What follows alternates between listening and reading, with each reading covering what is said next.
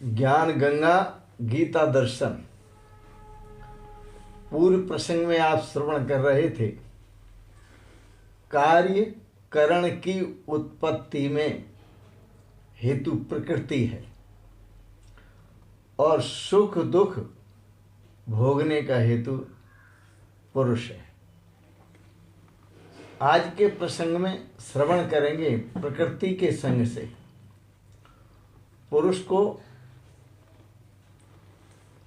भोग और नाना प्रकार की योनियां प्राप्त होती हैं।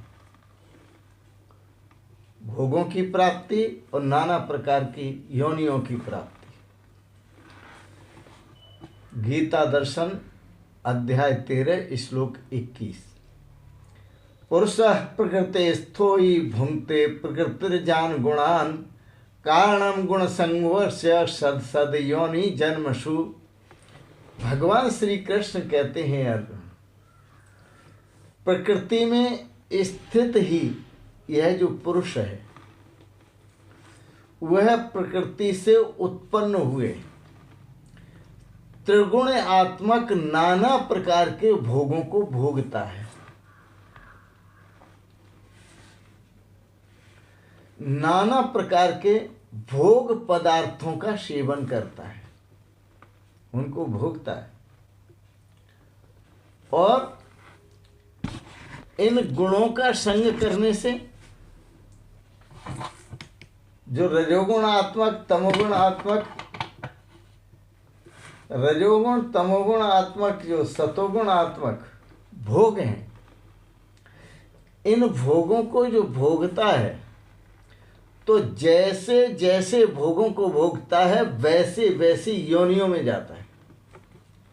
भोग भी 3 प्रकार के, रजोगुणात्मक, सतोगुणात्मक और तमोगुणात्मक। योनियां भी 3 प्रकार की, रजोगुणात्मक, तमोगुणात्मक, सतोगुणात्मक, 3 प्रकार।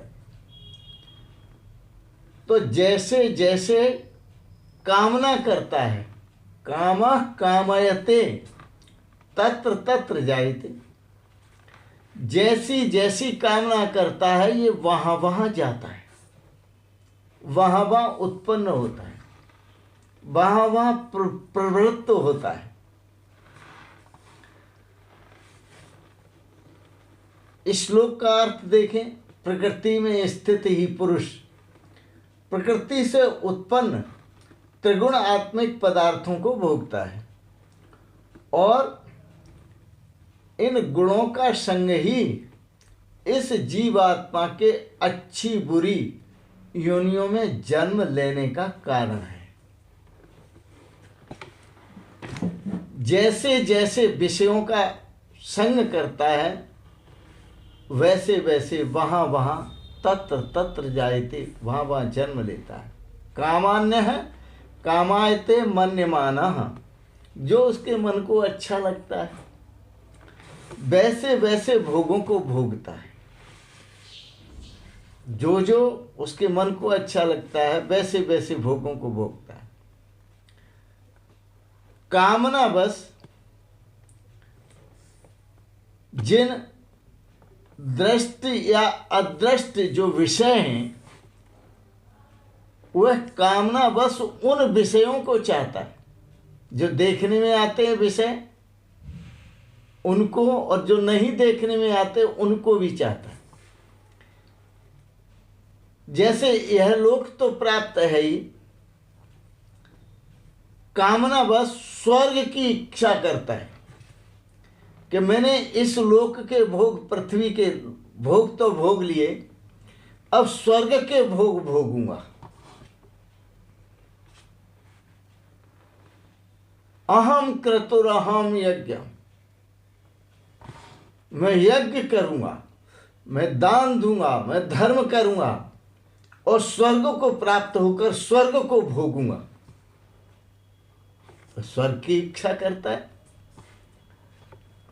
कामान्य कामायते मन्यमाना, कामना बस जिन दृष्ट अदृष्ट इष्ट विषयों को चाहता है, अपने प्रिय विषयों को चाहता है, उन उन कर्मों को करता हुआ वैसे वैसे फिर वो कर्म करता है। आत्म इंद्रिय मनोयुक्तम भोक्तेत्य आहुर मनीषिण। ऋषि मुनि प्राचीन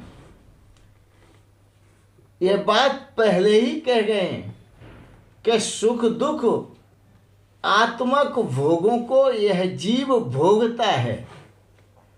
कैसे भोगता है? कि वह शरीर को मैं मानता है और शरीर की इंद्रियों को भी मानता है कि ये मेरी हैं।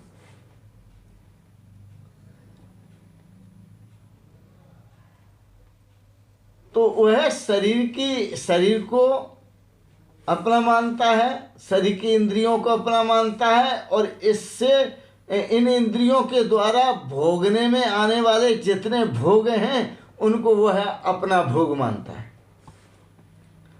इस प्रकार से वह भोगों को भोगता है, सुख दुख आत्मक भोगों को भोगता है। कुछ भोग ऐसे हैं जो सुख देते हैं और कुछ भोग ऐसे हैं जो दुख देते हैं। वैसे एक बात बताएं, ये दो नहीं है, एक ही है। एक सिक्के के दो पहलू हैं, सुख दुख। क्योंकि आप जब सुख को पकड़ते हैं, सुख से गुजरते हैं, तो दुख अपने आप आ जाता है। जब आप सुख की तरफ जाते हैं और सुख को भोगने लगते हैं तो दुख अपने आप ही आ जाता है। और जब आप कड़ी मेहनत करते हैं, बड़े दुख से गुजरते हैं, परेशानियों के गुजरते हैं, तो सुख अपने आप आ जाता है, आपके चाहने से नहीं। ये सुख और दुख चक्रवत परिवर्तनते सुखानी दुखानी से, ये पहिए की तरह ऊपर नीचे धुरी, ऊपर नीचे ऊपर नीचे। जो पहिया होता है तो ऊपर का हिस्सा नीचे पहुंच जाता है, नीचे का हिस्सा ऊपर पहुंच जाता है। बस जिंदगी का ऐसा ही पहिया है सुख दुख। कभी सुख आ जाता है तो सुख चला जाता है, दुख आ जाता है, और दुख चला जाता है तो सुख आ जाता है। लेकिन याद रखना, असंगो ही अयम पुरुष है। सच्चाई यह है कि यह जो प्रकृति में स्थित पुरुष है यह असंग है। इसने कभी किसी का साथ नहीं किया, कभी किसी में कोई आसक्ति नहीं की। असंगो ही अयम पुरुष है। वेद कहता है यह पुरुष जो है यद्यपि सुख दुखों का भोगता लगता है, इंद्रियों से भोगता हुआ दिख रहा है, लेकिन फिर भी असंगो ही अयम पुरुष है। यह पुरुष असंग है। असंगो ही नए सज्जते, और असंग होने के कारण यह कभी कर्मों में लिपायमान नहीं होता। इसको कर्म कभी लिपायमान नहीं करते, चाहे वो जैसे कर्म हो, चाहे अच्छे कर्म हो चाहे बुरे कर्म हो, चाहे रजोगुणात्मक हो सतोगुणात्मक हो तमोगुणात्मक, किसी कर्म में कभी लिपायमान नहीं होता। असंगो नहीं सज्जते, साफ कहा वेद में। असंग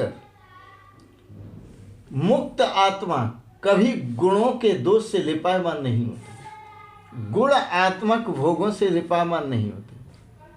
इस गुण आत्मक शरीर में कभी बंधता नहीं,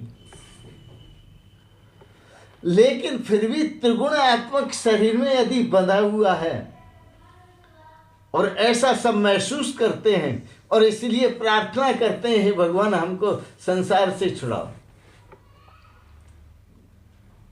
तो वह केवल अज्ञान के कारण, अविद्या के कारण। यह प्रकृति क्या है? प्रकृति भगवान की माया है, भगवान की महिमा है। यह प्रकृति क्या है? प्रकृति को माया कहा है। और भगवान श्री कृष्ण कह चुके हैं, मामेव ये प्रपद्यन्ते मायाम एतम तरन्ते। जो मेरा वर्ण करते हैं, जो मुझे अपनाते हैं, जो मेरे स्वरूप को प्राप्त होते हैं, वो इस माया को तर जाते हैं। स्वरूप को प्राप्त करने का मतलब, जो प्रकृति पुरुष प्रकृति स्थोई, जो यह पुरुष है प्रकृति में स्थित, इस पुरुष के स्वरूप को जो जान लेते हैं कि उस पुरुष का जो स्वरूप है वो क्या है, वो परमात्मा स्वरूप है, असंगो ही न सज्जते। और वो असंग स्वरूप परमात्मा स्वरूप को जब जान लेते हैं तो वो कभी कर्मों में लिपायमान नहीं होते। लेकिन अज्ञानवश सकाम भी जायते तत्र तत्र, अज्ञानवश वह समझता है कि ये 3.5 हाथ का पुतला मैं हूं और ये इंद्रियां मेरी हैं, इसलिए इन इंद्रियों से भोग भोगने के लिए जो मिली हैं तो भोग भोगूं। तो जैसे जैसे भोगों की कामना करता है तत्र तत्र जायते, या वहीं वहीं पहुंचता है। सकाम भी जायते तत्र तत्र, कामनाओं के कारण बार बार और यह सत और असत योनियों में जाता है, ऊंच और नीच योनियों में भ्रमण करता है। पशु पक्षी कीट पतंग जो कीचड़ में आनंद लेते हैं, कीड़े कीचड़ के,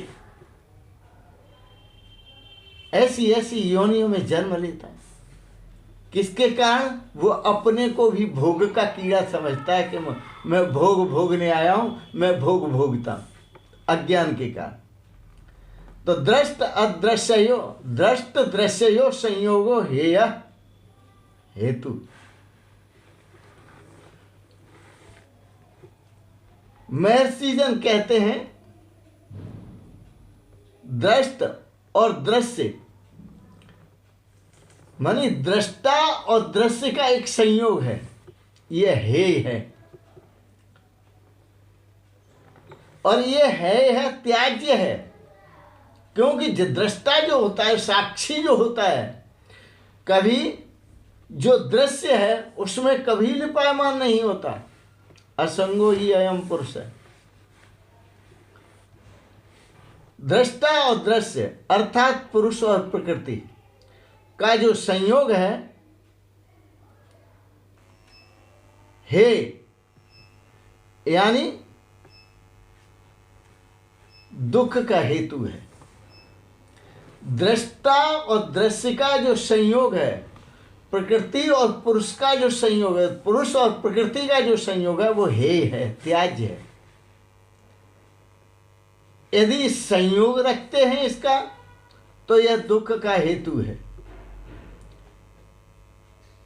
इस संयोग का कारण अविद्या है। संयोग का बना रहना यह अविद्या के कारण है। ऐसा तस्य हेतु अविद्या, वेद में कहा उसका हेतु अविद्या है। योग दर्शन में भी कहा उसका हेतु अविद्या है। तस्य हेतु अविद्या। सुख और दुख प्राप्त करता है साधक तो वो अविद्या के कारण, अज्ञान के कारण, और यह अज्ञान सदा त्याज्य है। तद अभावात संयोग अभावो, अज्ञान के अभाव होने से पुरुष और प्रकृति के संयोग का भी अभाव हो जाता है। और पुरुष और प्रकृति के संयोग के अभाव होने से तद्दृश्य उस परमात्मा का दर्शन होता है, कैवल्यम।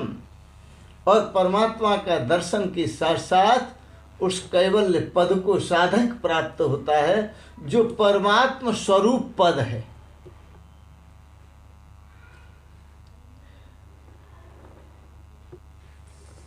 इसमें सद और असद योनियों में जाना, जन्म लेना, इसमें अविद्या ही हेतु है, अज्ञान ही हेतु है। इसलिए भगवान श्री कृष्ण कहते हैं इस अविद्या के कारण का जब अभाव हो जाए तो कार्य कोई रहता ही नहीं। कारणाभावात न कार्यम, कारण के अभाव से कार्य कभी होता ही नहीं है। अविद्या जब तक है, अज्ञान तब तक, जब तक है तब तक अज्ञान संयोग है, और संयोग के होने वाले जितने कार्य हैं वो कार्य हैं। और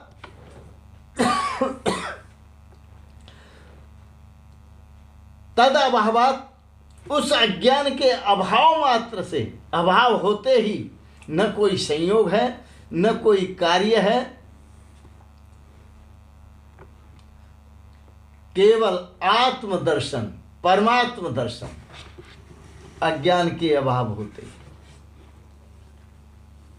आप ऐसे समझिए जैसे अंधेरे में पड़ी हुई रस्सी, रज्जू जब सर्प प्रतीत होती है तो डर के भाग जाते हैं। घर में देखा उस कमरे में सर्प है और रस्सी थी, भाग आए। बुजुर्गों से कहा, समझदारों से, बोले उस कमरे में सर्प है। उन्होंने कहा देखते हैं। अभी जाकर लाइट जलाई तो पता चला रस्सी है। इसी प्रकार अज्ञान रूपी अंधेरे में हम अपने को कर्ता और भोक्ता समझते हैं। अज्ञान रूपी अंधेरे में हम अपने को भोगों का भोगने वाला भोक्ता समझते हैं। अज्ञान रूपी अंधेरे के कारण हम सुख दुखों का भोक्ता समझते हैं। और यह अज्ञान तद अभावात, जब अज्ञान मिटता है, तो अज्ञान कब मिटता है? तो जैसे सूर्य के उदय होने पर अंधकार नष्ट होता है, वैसे ज्ञान रूपी सूर्य जब उदय होता है तो अपने स्वरूप का दिग्दर्शन होता है, अपने स्वरूप की पहचान होती है कि मेरा जो स्वरूप है वो तो सच्चित आनंद स्वरूप है, मैं संसार के भोगने वाला भोगता नहीं। कुछ पंक्ति याद आई, मैं तो मुझ में ही गुमा था, मुझे मालूम न था। मैं तो मुझ में, अज्ञानवश मैं अपने को भोक्ता समझने लगा, लेकिन मैं तो अभोक्ता हूं। मैं अज्ञानवश अपने को कर्ता समझने लगा, लेकिन मैं तो कर्ता हूं। मैं अज्ञानवश अपने को दृश्य समझने लगा, मैं अदृश्य हूं। मैं अज्ञानवश अपने को आसक्त समझने लगा, इच्छाओं से घिरा हुआ, कामनाओं से घिरा हुआ, वासनाओं से घिरा हुआ, लेकिन मैं तो निर्वासनिक हूं। मैं इच्छाओं से रहित हूं, मैं अभोक्ता हूं। मेरा तो आनंद स्वरूप है, सच्चित आनंद स्वरूप है। मैं तो मुझ में ही गुमा था, मुझे मालूम न था। मैं तो मुझ में ही गुमा था, मुझे मालूम न था। मुक्त होकर भी बंधा था, मुझे मालूम न था। मुक्त होकर भी बंधा था, मुझे मालूम न था। मुक्त होकर भी बंधा था, मुझे मालूम न था। मुक्त होकर भी बंधा था, मुझे मालूम न था। मैं तो मुझ में ही गुमा था, मुझे मालूम न था। मैं तो मुझ में ही गुमा था, मुझे मालूम न था। जानता था कि हुआ जन्म मृत्यु फिर होगी। जानता था कि हुआ जन्म मृत्यु फिर होगी। मोह का स्वप्न हुआ था, मुझे मालूम न था। मोह का स्वप्न हुआ था, मुझे मालूम न था। मैं तो मुझ में ही गुमा था, मुझे मालूम न था। मैं तो मुझ में ही गुमा था, मुझे मालूम न था।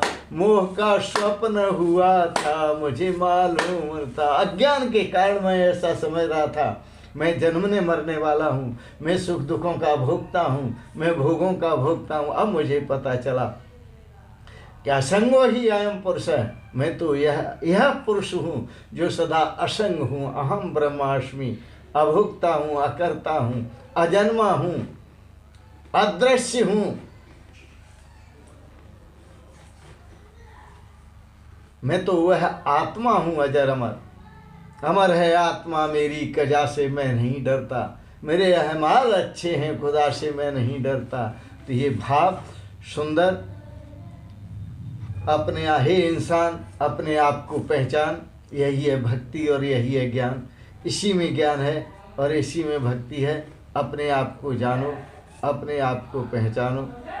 इन शब्दों के साथ ही आपने बड़े प्रेम और श्रद्धा से भगवत तत्व का श्रवण किया, भगवत भावों का श्रवण किया। इसके लिए बहुत बहुत अनुग्रहित हैं। और एक बात जरूर कहेंगे, आपको अच्छे लगे भाव, इनको सब्सक्राइब करें, लाइक करें, शेयर करें। इन शब्दों के साथ ही आप सबके भी श्री चरण कमलों में सादर प्रणाम करते हुए ओम शिवोहम शिवोहम शिवोहम।